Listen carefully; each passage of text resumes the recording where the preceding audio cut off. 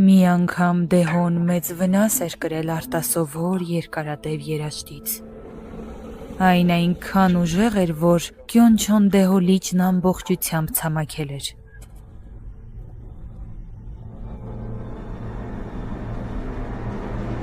Դեհոյի մոգերը մեծ ծիսակատարություն անցկացրին, որպիսի լիճն էներգիայով ողողեն։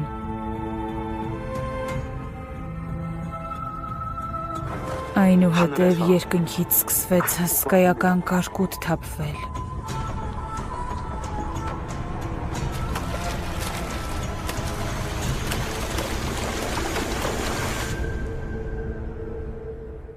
Բայց այդ կարկտի միջից մեկը ոչ մի պարագայում չէր հալվում։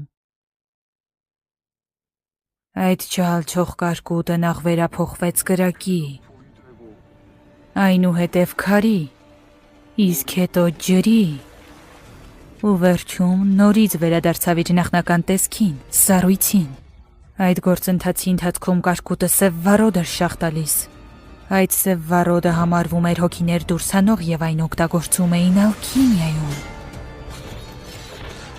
Նրա հզորությունն իրականում զարհուրելի էր։ Այն կարող էր կյանք վերադարձնել մահացածներին դուրս հանելով նրանց հոգին։ Կարող էր հոգին մեկ մարմնից մեկ ուրիշ մարմին տեղափոխել։ Այն կարող էր անգամ ողջ մարդու հոգին վռնդել ու նրա էներգիան կլանել։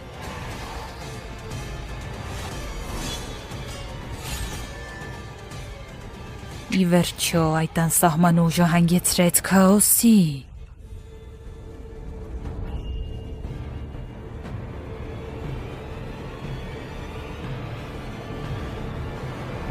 Փորձերը տիրանալու այդ կարկտի կտորին, որը կարողանում էր հոգիներ դուրս հանել,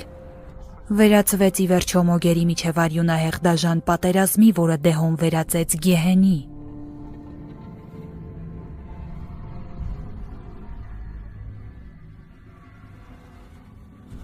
Եվ այն մարդն, ով կանգնեցրեց այդ երկարատև պատերազմը,